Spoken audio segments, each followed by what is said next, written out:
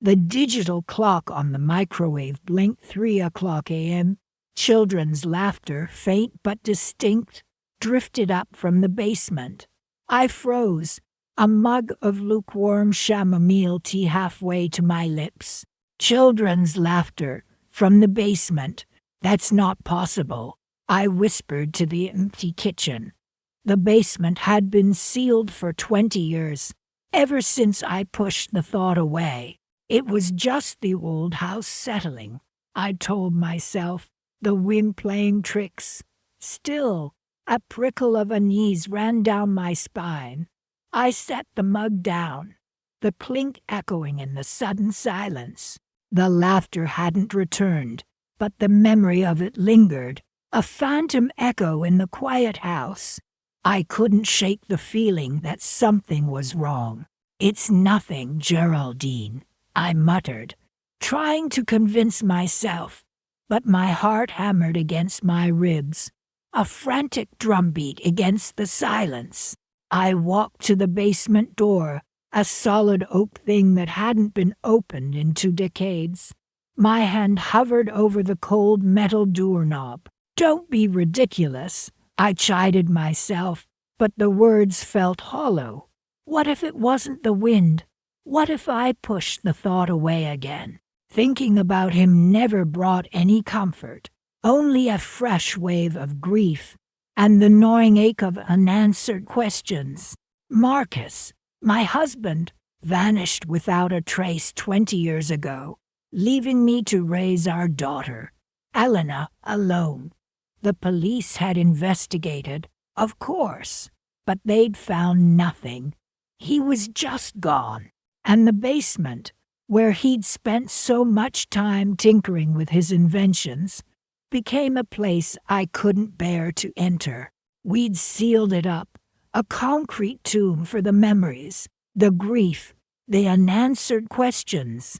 Now, after all this time, children's laughter.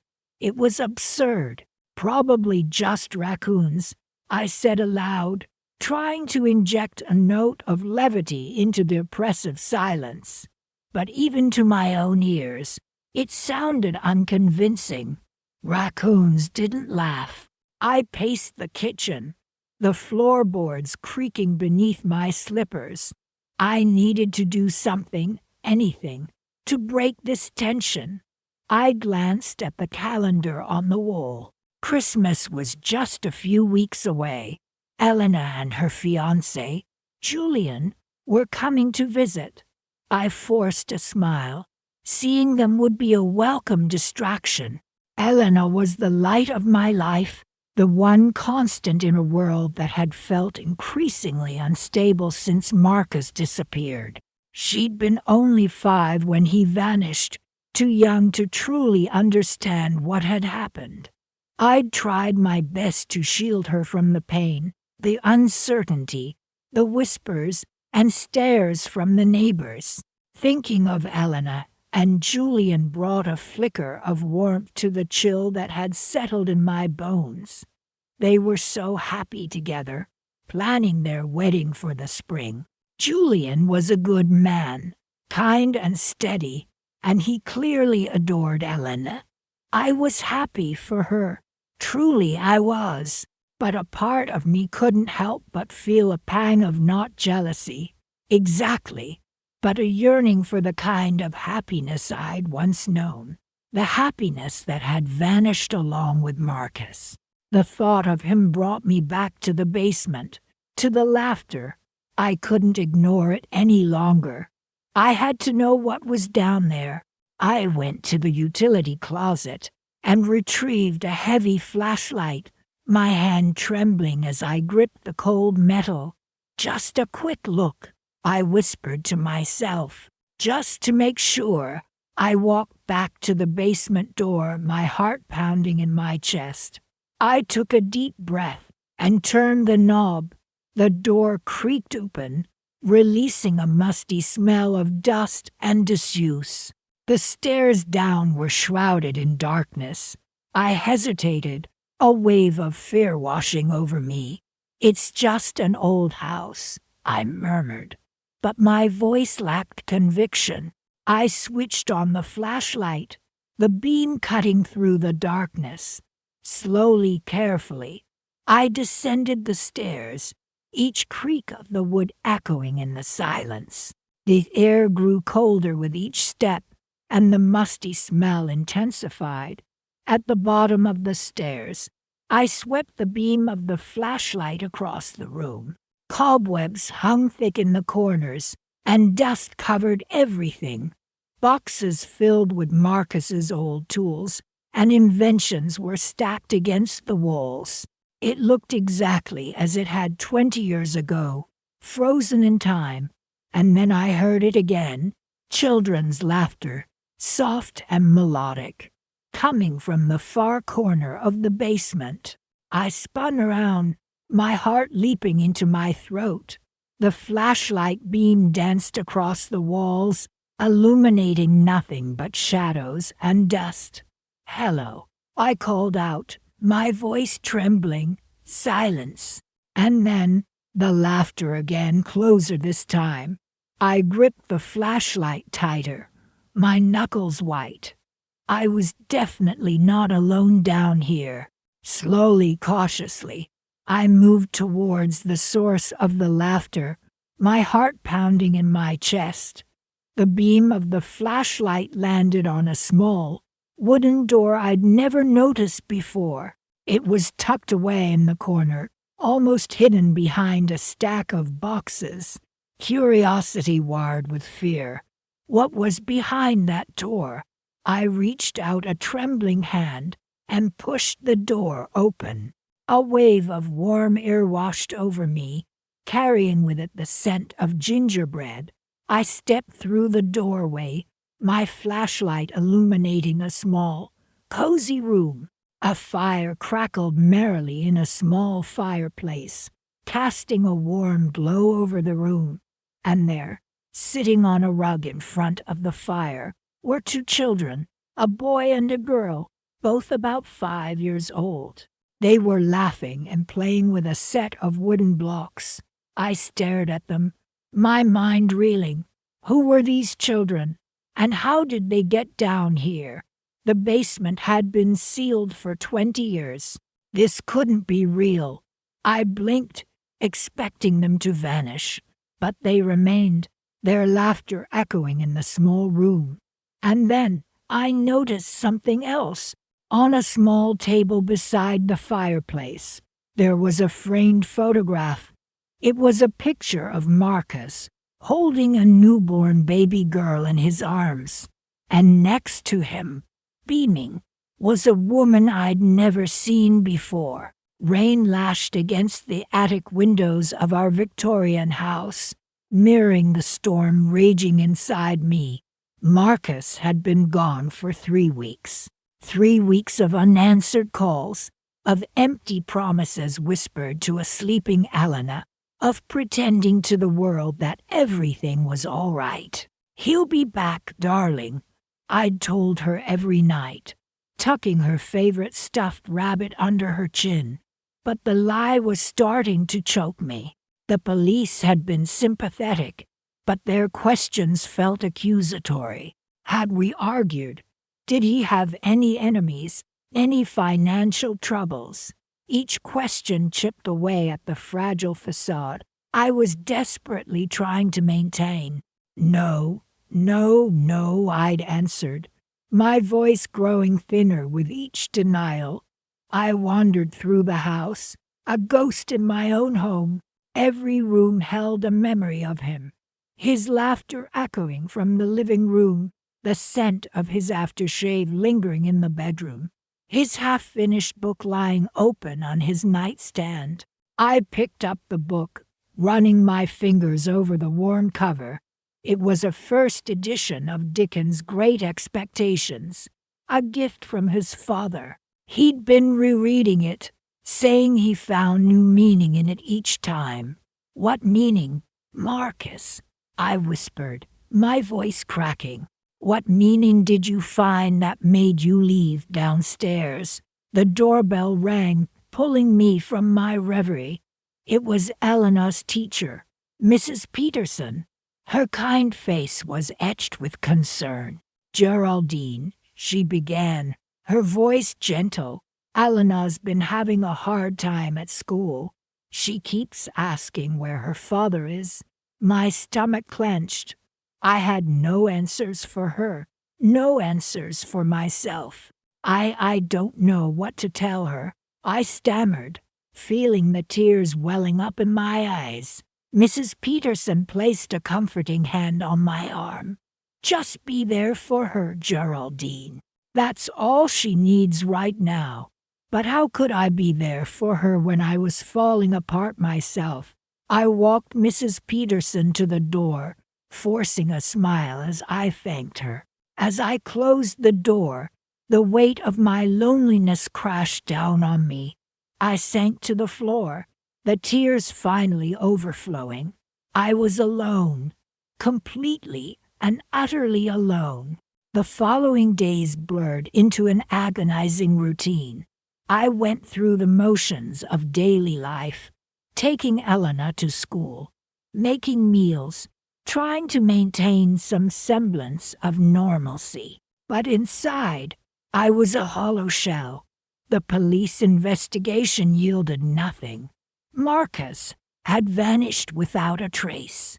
Friends and family offered their condolences, their pitying looks a constant reminder of my loss. Some whispered behind their hands, speculating about what might have happened. Had he run off with another woman? Had he met with foul play?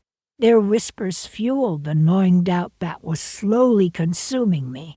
Christmas came and went, a hollow mockery of the joyous holiday we had always celebrated as a family. Elena, bless her heart, tried to be cheerful, decorating the tree with the ornaments we had collected over the years. But her forced smile only deepened the ache in my chest. As I watched her hang a small wooden angel on the highest branch, an angel Marcus had carved for her when she was a baby, the tears flowed freely down my cheeks. "Daddy will be back next Christmas," Elena said, her voice filled with a desperate hope that mirrored my own. But deep down, I knew the truth. He wasn't coming back. Weeks turned into months, months into years. The sharp edges of grief gradually softened, replaced by a dull, persistent ache. I learned to live with the emptiness, to function in a world where Marcus was no longer present. I focused on Elena, pouring all my love and energy into raising her. She was my anchor, the reason I kept going. I told myself I had to be strong for her, that I couldn't let her see the depth of my despair. But the questions lingered, a constant undercurrent of unease. Where was Marcus? What had happened to him? Would I ever know the truth? These questions haunted my dreams, whispering in the quiet moments when I was alone with my thoughts. They were a constant reminder of the unresolved grief that lay buried beneath the surface of my life, a grief that I knew would one day resurface, demanding to be heard.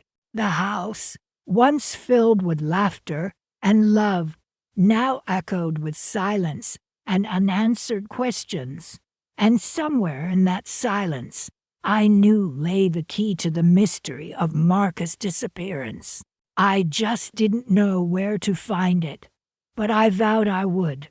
For myself and for Elena, I had to find the truth, no matter how painful it might be.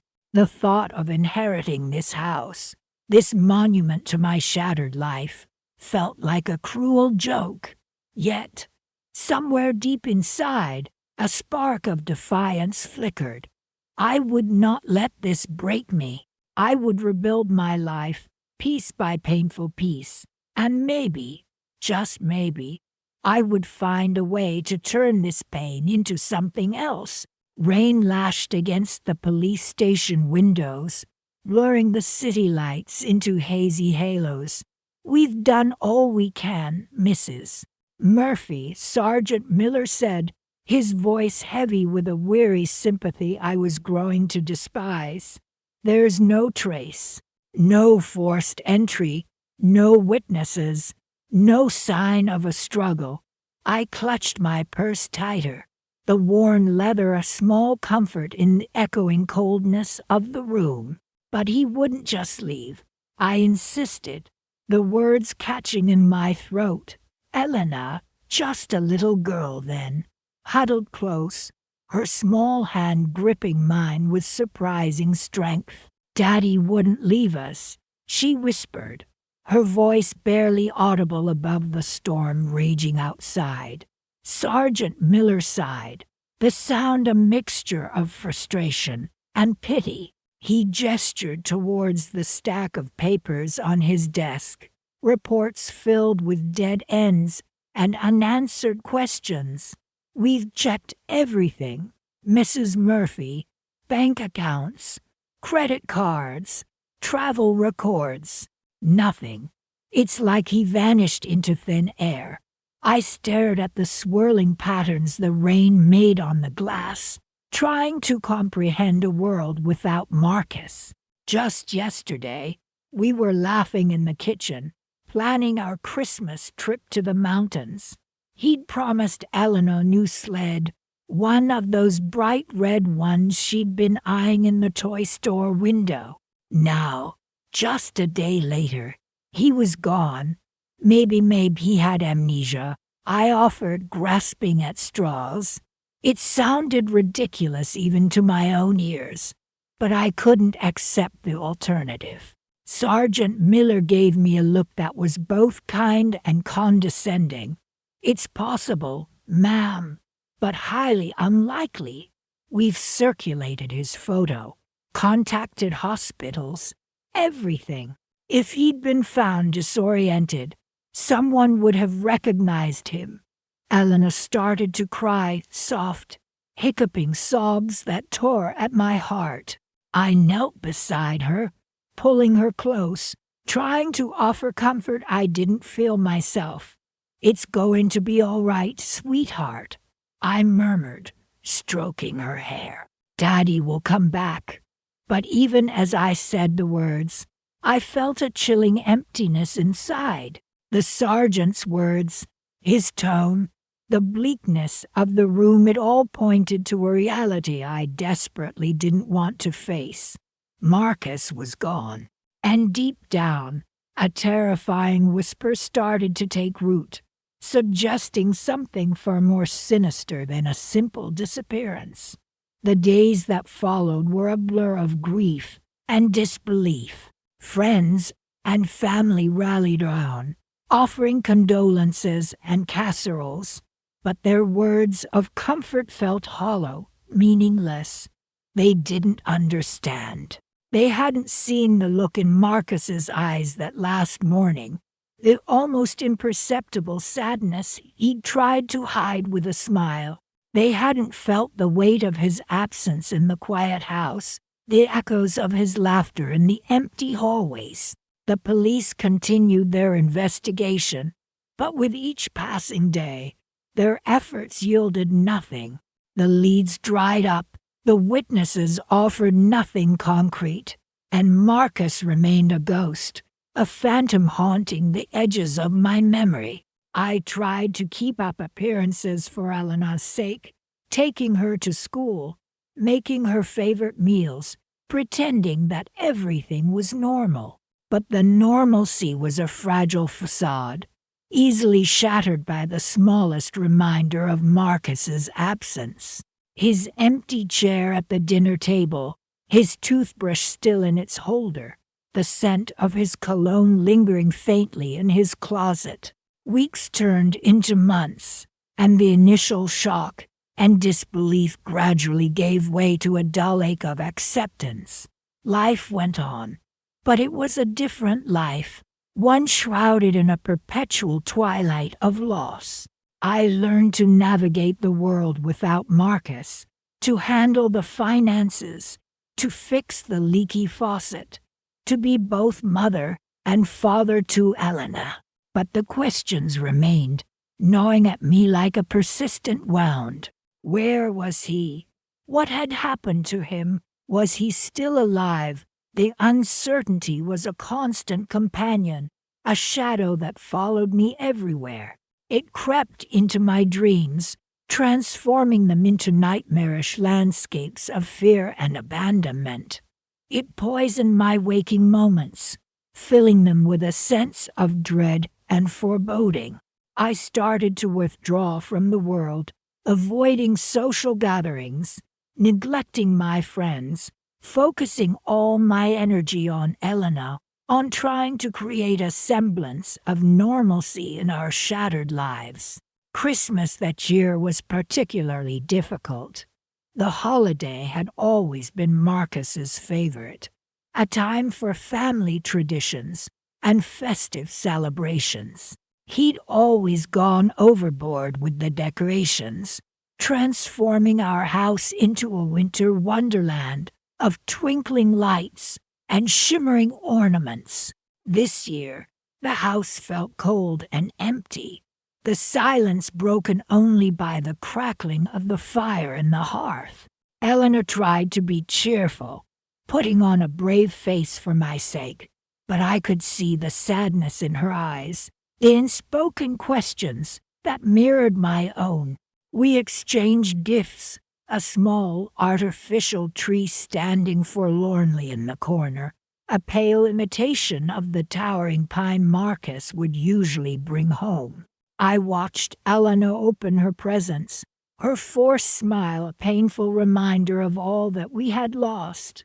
As the day drew to a close, I found myself standing by the window, staring out at the falling snow, the same snow that had fallen on the day Marcus disappeared. A wave of grief washed over me, so intense it almost knocked me to my knees. I wanted to scream, to rage against the injustice of it all, to demand answers from a universe that seemed determined to remain silent. But all I could do was stand there, numb and empty, watching the snow fall, wondering if Marcus was watching it too, wherever he was. And somewhere in the depths of my despair, a tiny spark of resolve began to flicker. I wouldn't give up. I would find out what happened to Marcus, even if it took me the rest of my life. The house held secrets, I was sure of it, and I would uncover them, one by one, until I finally had the answers I craved. The thought, though fragile, gave me a sliver of hope in the encroaching darkness. Rain lashed against the windows, mimicking the relentless drumming in my chest. 20 years since Marcus vanished, swallowed by the earth, leaving me with nothing but whispers and shadows. 20 years of Elena's questioning glances, of forcing smiles at Christmas, of pretending the gaping hole in our lives wasn't there. I locked myself in the study, the room where Marcus used to spend hours hunched over his blueprints, dreaming of houses he'd never build. Now, only dust motes danced in the fading afternoon light. He wouldn't just leave us, Mom, Elena had said countless times, her voice laced with a pain that mirrored my own. He wouldn't. But he had. He had left, abandoning us to this hollow, echoing house, this monument to a happiness that vanished like smoke. I traced my finger across the dusty surface of his drafting table, the wood cold beneath my touch. Beneath the table, tucked away in a corner, was a box. I hadn't touched it since the day the police came, their faces grim, their words a dull ache in my heart. "We've done all we can, Mrs. Murphy," the officer had said, his hand resting awkwardly on my shoulder. "I'm so sorry, sorry." A useless word, a hollow gesture that couldn't fill the void that had ripped through my life. I knelt down, pulling the box out into the dim light. It was heavy, filled with the weight of memories, Inside, nestled among blueprints and sketches, were photographs. Marcus, beaming, holding newborn Ellen in his arms. Marcus, laughing, his arm round my waist, our faces alight with a joy that now felt like a cruel phantom. I closed my eyes, the ache in my chest intensifying, threatening to suffocate me. Why, Marcus, why did you leave us? A sudden gust of wind rattled the window panes, and I flinched, my heart pounding. The house felt colder, emptier. Elena had moved out a few years ago, engaged to a young man named Julian. They were happy, their future stretching out before them, bright and full of promise. A future Marcus would never see. He'd be so proud of you, Mom, Elena had said just last week, her hand squeezing mine. You've done an amazing job. But all I could feel was the absence, the weight of his absence pressing down on me, suffocating me. I pushed the box away, the memories too sharp, too painful. I needed air, needed to escape the suffocating grip of the past. I stumbled out of the study, down the hallway, my footsteps echoing in the silence. The basement door loomed at the end of the hall, a dark, forbidding presence. I hadn't been down there in years. Not since the day Marcus disappeared. The door was locked, sealed shut, a physical barrier against the memories that clawed at me. But something drew me to it now, a strange, almost magnetic pull. I fumbled with the lock, my hands shaking, my breath catching in my throat. The key turned with a rusty groan, the sound amplified in the quiet house. I hesitated, my hand hovering over the doorknob. What was I doing? Why was I reopening this wound, this festering sore that had never truly healed? A low, guttural sound echoed from the basement, a sound I hadn't heard in 20 years. It was the sound that had sent chills down my spine on that terrible day, the day Marcus vanished. The sound that had convinced me, deep in my heart, that something terrible had happened down there. The police had searched, of course, but they had found nothing. It's probably just the old pipes, Mrs. Murphy, the officer had said, his voice dismissive. Old houses make strange noises. But I knew there was something more. I took a deep breath, steeling myself, and pushed the door open. A wave of musty air rushed out, carrying with it the scent of damp earth and something else, something metallic. I stepped inside, my hand fumbling for the light switch. The darkness seemed to press in on me, thick and suffocating. Then, with a click, the single bare bulb flickered to life, casting long, distorted shadows across the unfinished basement. The room was exactly as I remembered it. Boxes stacked haphazardly against the far wall, cobwebs draped like ghostly shrouds from the low-hanging pipes. And in the center of the room, the old workbench where Marcus used to tinker with his projects, covered in a thick layer of dust. It looked as if he had just stepped away for a moment, as if he would return at any minute. His hands stained with grease, a smile on his face. But he wouldn't. He was gone. I walked slowly towards the workbench, my heart pounding, my breath coming in ragged gasps. The metallic smell was stronger now, almost overpowering. I ran my hand across the dusty surface, my fingers tracing the outline of a half-finished birdhouse, a project Marcus had started for Elena, a project he would never finish. A sudden glint of metal caught my eye. Something was wedged beneath the workbench, partially hidden by the shadows. I knelt down, my heart racing, a strange premonition washing over me. I reached out, my fingers brushing against something cold, something hard. I pulled it out, my hand trembling. It was a small, silver locket, tarnished with age. I recognized it instantly. It was Marcus's, the locket he always wore, the one that held a tiny picture of me and Elena. He never took it off. Never. My breath caught in my throat. Why was it here? Why was it hidden? A wave of dizziness washed over me, and I gripped the workbench, my knuckles turning white. The room seemed to spin, the shadows swirling around me like malevolent spirits. Something wasn't right. Something was terribly, terribly wrong.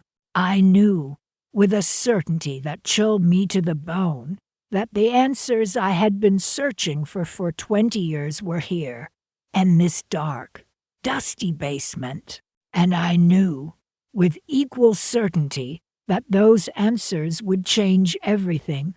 The truth, whatever it was waiting for me, buried beneath layers of dust and secrets, and I was finally ready to uncover it. The old rotary phone felt heavy in my hand. "Elena, darling, it's me." My voice trembled slightly, but I pushed on. "I need a favor. Something odd is happening at the house. I've been hearing noises from the basement." A beat of silence hung in the air. "The basement, Mom. You know that's been sealed up since, well, you know." Her voice was soft, laced with concern. I knew this request was strange, bordering on unsettling. "Yes, I know, dear. That's why it's so unnerving. Could you ask Julian to come over? He's handy. He might be able to figure it out." Another pause, longer this time. "He's busy with work, Mom. Are you sure it's not just the house settling?" I sighed, a small, defeated sound. "I wish it were that simple, Elena. But this feels different. Please, just ask." For me, later that afternoon, Julian's car pulled into the driveway. Elena followed close behind. "Mom, are you okay? You seem pale." Elena rushed to my side, her hand resting on my arm. "I'm fine, darling. Just a bit on edge." Julian, ever the pragmatist, cut straight to the chase. "So, Mrs. Murphy, strange noises from the basement, you said." I nodded, leading them towards the back of the house, the faintest tapping sound already prickling at my ears. "It started a few days ago, soft at first, like someone scratching then tapping. Now it's more persistent." Julian examined the boarded-up basement door, running a hand over the aged wood. "Seems pretty secure. Maybe some animal got in." He shrugged, pulling a small toolbox from his car. "Let's have a look." The air in the basement was thick with the smell of dust and damp earth. Julian worked quickly, prying off the boards, the sounds growing louder with each one removed. Elena stood close to me, her hand gripping mine tightly. Finally, the last board came off, revealing the dark, gaping maw of the basement entrance. Julian grabbed a flashlight, its beam cutting through the darkness. "Well, let's see what's making all the racket." He started down the creaking wooden steps. "Be careful, Julian," I called out, my voice barely a whisper. He chuckled. "Don't worry, Mrs. Murphy. Just a little basement exploration." He disappeared into the shadows. Elena and I waited, the silence punctuated by the occasional scrape or thud from below. Minutes stretched into what felt like an eternity. Finally, Julian reappeared, his face etched with confusion. It's strange. There's nothing down there. No animals. No signs of forced entry. Nothing. He stepped back into the light, shaking his head. But the noises I heard them too, just now, like hammering. He trailed off, looking from me to Elena, clearly perplexed. Hammering, I repeated, a chill creeping down my spine. The word hung in the air, heavy with unspoken meaning. Yes, hammering, like someone was building something. He looked at the boarded-up wall at the far end of the basement. It almost sounded like it was coming from behind that wall. I swallowed hard, my heart pounding against my ribs. I knew what was behind that wall, a wall I had built myself 20 years ago, brick by painstaking brick, a wall that held a secret, a truth I had buried deep within the earth, along with everything else.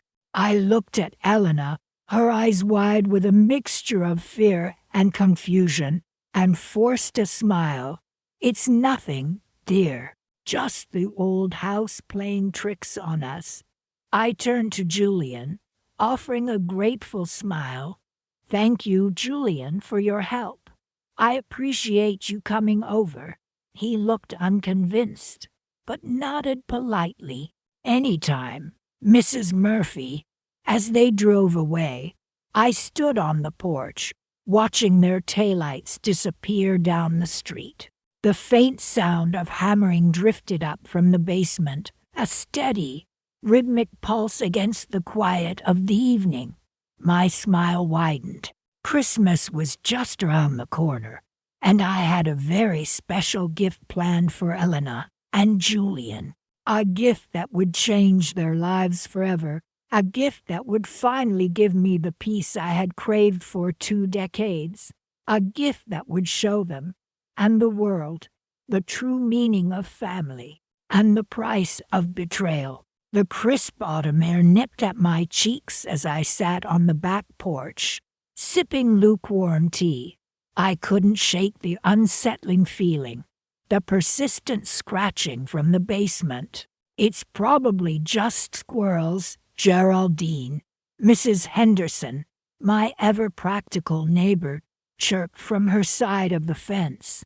They're getting ready for winter, you know, stuffing every nook and cranny they can find. I offered a weak smile. I suppose you're right.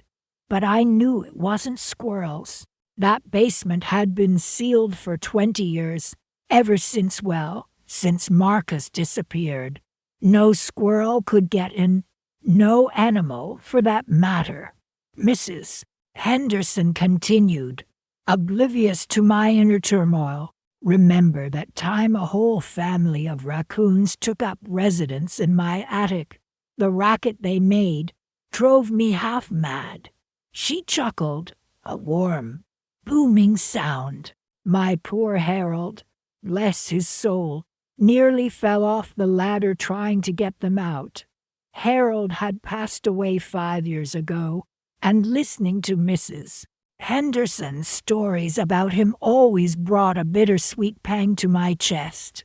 They sounded like a marching band up there, she reminisced, shaking her head. It's not quite like a marching band, I murmured, tracing the rim of my teacup. This is more insistent, like someone's trying to get out. My voice caught slightly, and I quickly cleared my throat. I added, the thought sending a shiver down my spine. Mrs. Henderson frowned. Well, if it's really bothering you, you should call someone to check it out. Maybe a handyman or an exterminator. If you think it's rodents. She peered at me over the fence, concern etched on her face. You've been looking a bit pale lately, Geraldine. All this worrying about Elena and Julian's wedding plans can't be helping. Oh, the wedding. I said, forcing a brighter tone. Everything's perfectly fine. The lie felt heavy on my tongue. Eleanor's dismissal of my concerns about Julian, her insistence on a lavish Christmas wedding at the house, had added another layer of stress to an already overwhelming situation. It's just a lot to organize, I continued, waving my hand dismissively. But it's all for Eleanor. She deserves a perfect day. Mrs. Henderson nodded sympathetically. They grow up so fast, don't they? Seems like only yesterday Eleanor was a little girl playing in your garden. She smiled wistfully. And now she's getting married. Time flies. Indeed it does. I agreed softly. My gaze drifted to the patch of overgrown roses near the back of the yard, a reminder of happier times, of Marcus tending his beloved garden, of Eleanor's infectious laughter as she chased butterflies among the blooms. Now the roses were neglected, choked by weeds, just like the memories that threatened to consume me. You know, Mrs. Henderson said, breaking the silence, if you need any help with the wedding preparations, just let me know. I'd be happy to lend a hand. That's very kind of you, I replied, offering a genuine smile this time. I might just take you up on that offer, but my mind was elsewhere. The scratching from the basement, the upcoming wedding, Eleanor's blithe dismissal of my worries about Julian. It all felt connected somehow, like pieces of a puzzle I couldn't quite assemble. The conversation with Mrs. Henderson had inadvertently sparked an idea. An exterminator. Yes, that's what I needed. Not to get rid of imaginary rodents, but to provide a plausible reason for someone to access the basement. Someone I could trust. Someone who could investigate without alerting Eleanor or Julian, both of whom seemed strangely eager to keep that part of the house off limits. Eleanor, darling, I'd said just the other day, perhaps we should have the basement inspected before the wedding, just to be safe. She'd waved me off, a flicker of something I couldn't quite decipher in her eyes. Don't worry about the basement, Mom, she'd said a little too quickly. It's just old and dusty. Nothing to see down there. But I knew better. There was something down there. Something that was calling to me. Something that I needed to understand. And I had a feeling that whatever it was connected to Marcus's disappearance. The thought sent a chill down my spine, a mixture of fear and a strange sense of anticipation. I finished my tea, the lukewarm liquid doing little to warm the growing unease in my stomach. Standing up, I walked to the edge of the porch, my gaze fixed on the basement door, barely visible beneath the tangled ivy that covered the foundation. An exterminator wouldn't do. I needed someone more discreet, someone who could investigate without raising suspicion, someone who understood the importance of secrecy. My eyes landed on the old gardening shed, tucked away in the corner of the yard. A half-forgotten memory surfaced. Marcus showing me a hidden compartment beneath the floorboards, a place where he kept his most valuable tools and documents. He'd called it his secret stash. A small, almost imperceptible smile touched my lips. Perhaps it was time to revisit Marcus's secret stash. It might just hold the key to unlocking the mysteries surrounding his disappearance, and perhaps, just perhaps, it would give me the leverage I needed to finally deal with Julian. I had a feeling he wasn't quite the charming prince Eleanor believed him to be, and I had a growing suspicion that his eagerness for a Christmas wedding had less to do with festive cheer and more to do with access to something he believed he was entitled to, something that, rightfully, belonged to Alana and me. The house, this house, with its secrets and its ghosts, held more than just memories. It held the promise of a future I intended to secure for myself and my daughter, even if it meant unearthing the past in the process. And if Julian was standing in my way, well, he'd soon learn that a mother's love knows no bounds, especially when it comes to protecting what is hers. The old toolbox felt heavier than it should have, the metal cold against my palm. "This house is ridiculous," I muttered, setting the toolbox down on the dusty basement floor. Elena and Julian had practically begged me not to go down there alone. "It's creepy, Mom," Elena had said, her hand on my arm. "Let Julian handle it." Julian, ever the helpful fiancé, had chimed in with, "We don't want you to get hurt." Geraldine? Hurt. I'd handled this house, and everything in it, for 20 years. A few creaky floorboards and strange noises weren't about to stop me. I had told them, as firmly as I could, "This is my house. I'll be fine." Now alone in the dimly lit space, their words echoed in my ears. The single bare bulb cast long, dancing shadows that played tricks on my eyes. The air hung thick and still, heavy with the scent of damp earth and something else, something almost metallic. I shivered, pulling my cardigan tight around me. It wasn't the cold. It was a prickle of unease, a feeling I hadn't experienced in years. It was the same feeling that had settled over me the day Marcus disappeared. I shook my head, pushing the thought away. This was about the noise, nothing more. I ran my hand along the rough stone wall, tracing the outline of the sealed-off section. This was it, the source of the mysterious sounds. Julian, ever the pragmatist, had suggested it was just old pipes, or maybe rats. Elena, always the more imaginative of the two, had whispered about hidden passages and buried secrets. I'd smiled at her then, indulging her fanciful notions.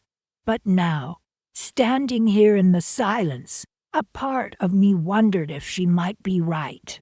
The tools in the box rattled as I rummaged through them, searching for the right-sized chisel. The rhythmic clang echoed through the basement, amplified by the low ceiling and close walls. I found what I was looking for and knelt down, positioning the chisel against the mortar. A single, sharp tap and a small chunk of the aged material crumbled away, revealing a sliver of darkness beneath. I tapped again and again, the sound echoing like a drumbeat in the quiet. Dust and grit rained down, coating my hands and stinging my eyes. "Marcus," I whispered, the name escaping my lips unbidden. What had happened to him all those years ago? He had simply vanished, leaving me and Alana to pick up the pieces. The police had investigated, of course, but they had found nothing. No clues, no leads, no answers, just a gaping hole in our lives where he used to be. As I worked, more of the wall crumbled away, revealing a larger opening. I could feel a draft now, a cold, musty air wafting from the hidden space beyond. My heart pounded in my chest, a mixture of anticipation and dread. What would I find? Another dead end? Or something more something that could finally explain his disappearance? With a final, decisive blow, a large section of the wall gave way, sending a cloud of dust billowing into the air.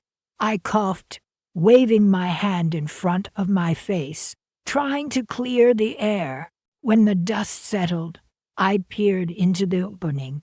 It was a small, dark space, barely big enough to stand in.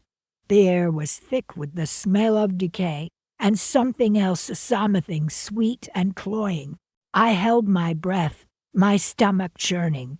Reaching into the toolbox, I retrieved the flashlight Julian had insisted I bring. Clicking it on, I directed the beam into the darkness. The light illuminated a small, dirt-floored room, empty, except for in the center of the room, resting on a small wooden crate, sat a single, unopened bottle of champagne. It was covered in a thick layer of dust, the label barely legible. Beneath the bottle, tucked inside the crate, was a small velvet box. My breath caught in my throat. I knew, instinctively, what was inside. It was the engagement ring Marcus had planned to give me for Christmas. 20 years ago, he'd been so excited, so secretive about it. He'd hinted at a surprise, something special he had planned, and then was gone. A wave of grief washed over me, so intense it nearly brought me to my knees. Tears streamed down my face, blurring my vision. It was as if all the pain, all the unanswered questions of the past 2 decades had coalesced into this single moment. Why had he disappeared? What had happened to him? Then, as I stared at the ring, a thought struck me, a thought so chilling, so unexpected, that it sent shivered down my spine. What if Marcus hadn't disappeared at all? What if he had been hidden? I looked around the small, dirt-floored room. The walls were rough and uneven, the air thick with the smell of decay. A sense of dread washed over me. This wasn't just a storage space. This was a tomb. I stumbled back, my hand flying to my mouth to stifle a scream. This wasn't the answer I had been looking for. This wasn't closure. This was a nightmare, and it had only just begun. I had to get out of there. I had to tell someone. I had to, but as I turned to flee, my eyes fell on something glinting in the beam of my flashlight. Something I hadn't noticed before. It was a small metal key, lying half buried in the dirt floor. I picked it up, my fingers trembling. It was old, tarnished, and intricately carved. It didn't look like any key I'd ever seen before, and as I held it in my hand, I knew, with a certainty that chilled me to the bone, that this key held the answer to the mystery of Marcus's disappearance. And it was an answer I wasn't sure I was ready to face. The musty air hung heavy in the basement, thick with the scent of damp earth and something else, something indefinably metallic. Dust motes danced in the single beam of my flashlight, illuminating the rough stone walls. "Are you sure you want to do this, Mom?"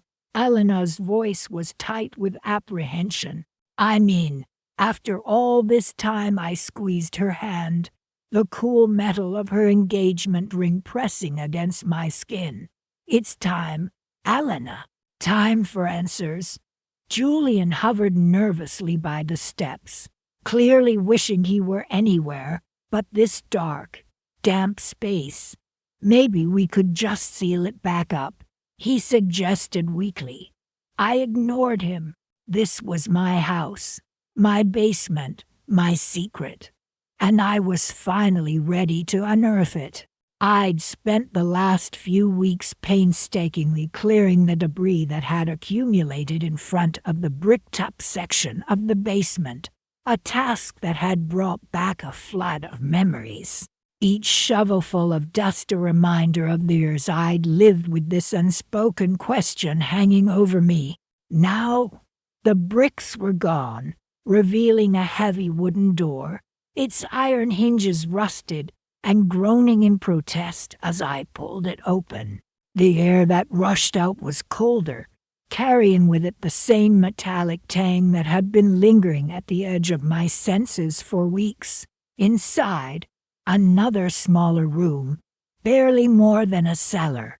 The beam of my flashlight landed on a wooden chest, its surface covered in a fine layer of dust. "What is it?"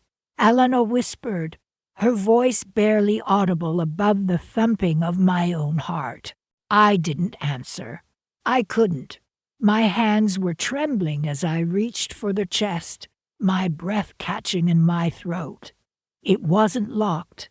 The lid creaked open, revealing nothing, empty. A hollow ache settled in my stomach. Was this it?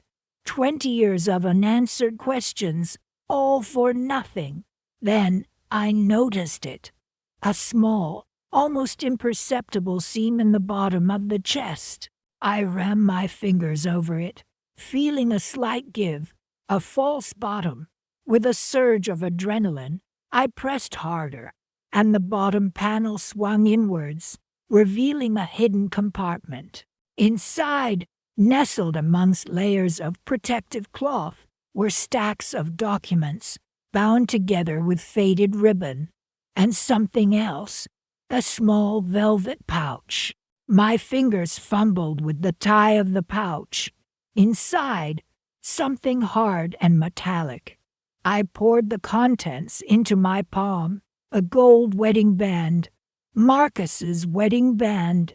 My breath hitched. The room seemed to spin. Why was his ring here?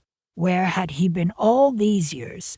The questions tumbled through my mind, each one more frantic than the last. I turned to the documents, my hands shaking as I untied the ribbon on the topmost bundle. Legal documents, property deeds, bank statements, and then a letter, addressed to me in Marcus's familiar handwriting. My vision blurred as I began to read. He'd written it just days before he disappeared. He'd been in trouble, deep trouble. He'd made some bad investments, borrowed money from dangerous people. He'd feared for his life, and for mine and Elena's. He'd faked his disappearance, staged it to look like he'd simply vanished, to protect us. He'd left everything he had, everything he could salvage, here in this hidden compartment. He'd planned to come back, once it was safe, but he never did. The letter ended with a plea for forgiveness, a promise to return one day, a promise he couldn't keep. The weight of 20 years of grief and uncertainty lifted from my shoulders, replaced by a strange mix of relief and anger. Relief that he hadn't abandoned us, that he'd been trying to protect us. Anger that he'd taken this choice away from us, that he'd left us to live with the pain of his absence. "Mom," Elena's voice was soft, hesitant. She was kneeling beside me, her eyes wide with concern. I looked up at her, at Julian hovering anxiously behind her. Suddenly, I knew what I had to do. "Elena," I said, my voice surprisingly steady. "There's something I need to tell you. Something about your father, and about our future." I glanced at the documents spread out before me, at the bank statements showing a sum of money far beyond anything I could have imagined. Money that was rightfully ours. Money that would change everything. "It seems," I said, a small smile playing on my lips, "that Christmas this year is going to be rather special." The crisp December air filled the house as I sat by the fireplace, the flames dancing in the hearth, casting flickering shadows on the bare Christmas tree. It stood there, undecorated, a stark reminder of the holidays I hadn't truly celebrated since Marcus vanished. Elena and Julian had left earlier, their cheerful "Merry Christmas, Mom," still echoing in my ears, a stark contrast to the hollowness I felt inside. They couldn't understand. They hadn't lived through the 2 decades of whispered rumors, the pitying glances, the gnawing uncertainty. They had only known the stories, the sanitized versions I'd carefully curated to protect them. But now, the truth was laid bare. I looked at the small, antique wooden box resting on my lap. It was the same box I'd found nestled amongst Marcus's things in the hidden compartment behind the basement wall. My hands trembled as I opened it. Inside, nestled on a bed of faded velvet, lay a single photograph and a folded piece of paper. The photograph was of a woman, her face vaguely familiar, holding a baby wrapped in a soft, white blanket. My heart hammered against my ribs. It couldn't be, could it? The paper, yellowed with age, unfolded with a crackling sound. My breath hitched as I read the words penned in Marcus's familiar handwriting. My dearest Geraldine, if you're reading this, it means my plan worked, and I'm finally free. Please forgive me. I never stopped loving you, but I had to protect you and her. I had to protect Amelia. Amelia. The name whispered through my mind like a phantom. The woman in the photograph. The baby. A wave of nausea swept over me. The rumors, the whispers, the innuendo about another woman, they were true. All these years, I'd carried the weight of his disappearance, the guilt, the questions, the unending grief. And now this devastating truth. I stared into the fire, the flames blurring through my tears. 20 Christmases without him. 20 years of unanswered questions. And now, finally, an answer. An answer that shattered the fragile peace I'd managed to construct around his absence. He hadn't been lost at sea. He hadn't been kidnapped. He had simply left. He'd chosen another life, another family. He'd chosen to erase me. The house felt colder now. The festive cheer of Elena and Julian's visit a distant memory. I closed my eyes. The image of the woman and child seared onto the backs of my eyelids. Amelia, a name I'd never heard before, a name that now held the key to the mystery that had haunted me for so long, a name that represented everything I had lost. Suddenly, a flicker of anger ignited within me, a small, hot ember in the vast expanse of my grief. He had taken everything from me, my husband, my future, my peace of mind. He had left me to face the world alone, to raise Ellen alone, to bear the burden of his disappearance alone. And for what? For a new life, a new family, a new beginning that he had built on the ruins of mine. I stood up, the wooden box clutched tightly in my hand. The fire crackled, the flames leaping higher, mirroring the rage that was slowly consuming me. He had thought he could simply walk away, leave me with nothing but questions and heartbreak. He had thought he could erase me. He was wrong. I walked to the window, the cold December air chilling my face. The snow had started to fall again, large, fluffy flakes swirling in the wind. It was Christmas Eve, a night for families, for togetherness, for joy, a night that mocked my solitude, my loss, my betrayal. I looked out at the snow-covered landscape, a sense of resolve hardening within me. He might have taken my past, but he wouldn't take my future. He wouldn't take my daughter's happiness. He wouldn't win. I had spent 20 years grieving a ghost, a man who had never truly existed. Now, I would finally let go of the ghost and reclaim my life, I wouldn't wallow in self-pity. I wouldn't let this revelation break me. I would use it. I would turn this pain, this betrayal, into something positive. I would rebuild, stronger than before. I would ensure that Elena and Julian had the Christmases, the future that he had stolen from me. And as for Marcus, a cold smile touched my lips. He had underestimated me. He had thought he could disappear and leave no trace. He was wrong. I would find Amelia. I would find his new life. And then I would make him understand the true meaning of loss, the true meaning of Christmas without your loved ones.